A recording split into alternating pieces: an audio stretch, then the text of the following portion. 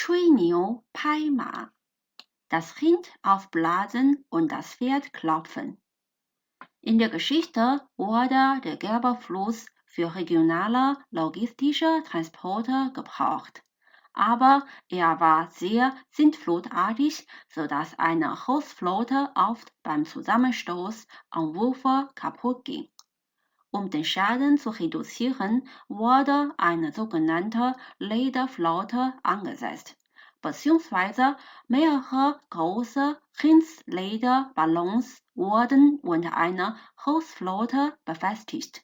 Solche soliden Ballons erhöhten erheblich die Auftriebskraft und die Sicherheit der Fahrt. Da es damals keine Luftpumpe gab, war es eine große Herausforderung, die Lederballons manuell aufzublasen. Im Normalfall mussten Dutzende kräftige Männer dafür zusammenarbeiten. Ein Bauer A wollte sich berühmt machen. Er erzählte den anderen: Ich bin so stark, dass ich allein alle Rinslederballons einer Flotte aufblasen kann. Die Zuhörer glaubten die unrealistischen Aussagen nicht und spotteten: Wenn du es tatsächlich kannst, arbeite doch am Ufer des Gelben Flusses für Rinsleder beruflich. Zwar hat er niemals alle Rinslederballons aufgeblasen, aber er wurde durch die Weitererzählung immer berühmter. Er wurde deswegen häufiger für körperliche Arbeiten angestellt und besser bezahlt. Manche anderen Kraftarbeiter sahen seinen Erfolg und machten ihn nach. Es gab deswegen viele Männer, die sich mit dem Prahlen der eigenen Kompetenz berühmt und erfolgreich machten. Bevor moderne Automobilen erfunden wurden, waren Pferde die beliebtesten Verkehrsmittel in Eurasien. Im mittelalterlichen China konnten sich normalerweise nur Adeligen und reiche Leute ein privates Pferd leisten. Die Qualität des privaten Pferdes konnte normalerweise das Reichtum und die soziale Position des Herren symbolisieren. Ein niedriger Beamter B versuchte regelmäßig seinem Chef zu schmeicheln, aber es war nicht leicht, immer neue und gute Komplimente zu erfinden. Er stellte fest, dass der Chef sein Pferd liebte und hatte eine Idee. Als er seinem Chef zu Pferde begegnete, klopfte er den Hintern des Pferdes und rief aus: Was für ein wunderbares Pferd ist es! Nur ein tapferer, starker und machtvoller Held wie Sie verdient so ein gutes Pferd. Das Wort hat den Chef erfreut und er bekam deswegen bessere Karrierechancen. Viele andere schmeichelten Pferdbesitzern in der gleichen Art und Weise. So entstand das Phänomen, dass die meisten privaten Pferde mal auf den Hintern geklopft wurden.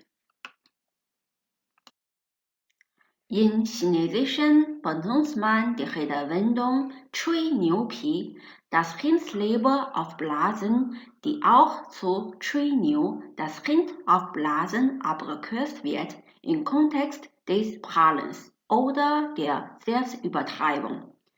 Die Redewendung 拍马屁, den Pferd hinten klopfen, die auch zu 拍马, das Pferdklopfen abgekürzt wird, bedeutet schmeicheln.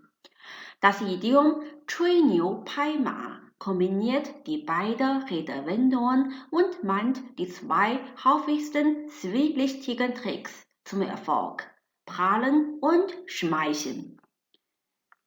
In einer menschlichen Gesellschaft, wo man um begrenzte und ungleich verteilte Ressourcen in Konkurrenz tritt, werden die zwei Methoden oft angewendet, um Erfolg zu relativ kleinen Kosten zu erzielen. Je stärker hierarchisch strukturiert und je autokratischer eine Gesellschaft ist, desto wahrscheinlicher können sich Hindsleber aufblasen und Hintenklopfen zu allgemeinen sozialen Phänomenen entwickeln. Denn in diesem Fall kann das Oberhaupt, dessen Macht kaum beaufsichtigt wird, eigenwillig den Erfolg der Untergeordneten entscheiden.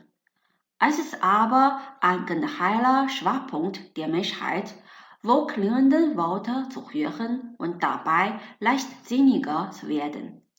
Weil einige Leute durch Prahlen und Schmeicheln bessere Karriere machen, können viele andere das nachmachen, um die eigenen Interessen zu verteidigen.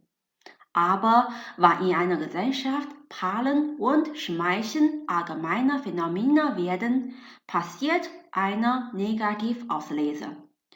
Die wirklich talentierten und ehrlichen Fachkräfte werden aussortiert, wohingegen der autokratische Chef immer mehr von übertriebenen Aussagen und Schmeicheleien umgeben wird. Überlegen Sie sich, in einem chinesischen Unternehmen findet jährlich ein Tischtennisturnier statt und der Meister jedes Jahr ist immer derselbe. Wer ist der Meister? Ich glaube, Sie können sofort richtig antworten. Der Chef. Vor einigen Monaten habe ich mich online bei einer Diskussion beteiligt, zu dem Thema, ob man den Chef mit Absicht gewinnen lassen soll.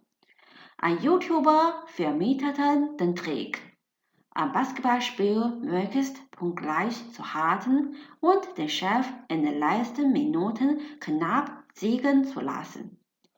Mit diesem Trick kann man am besten dem Chef Freude machen und fördern, dass man durch häufigeres Zusammenspielen engere Beziehungen zu dem Chef aufbaut. Meiner Meinung nach muss das kulturelle Phänomen in manchen asiatischen Ländern reformiert werden.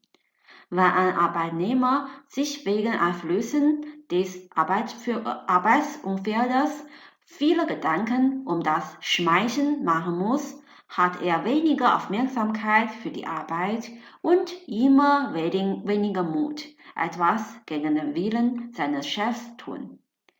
Er muss möglichst den Chef Freude machen. Für eine kleinere Sache wie einem Basketballspiel bis zu einer großen Sache wie dem Entwicklungsplan der Firma.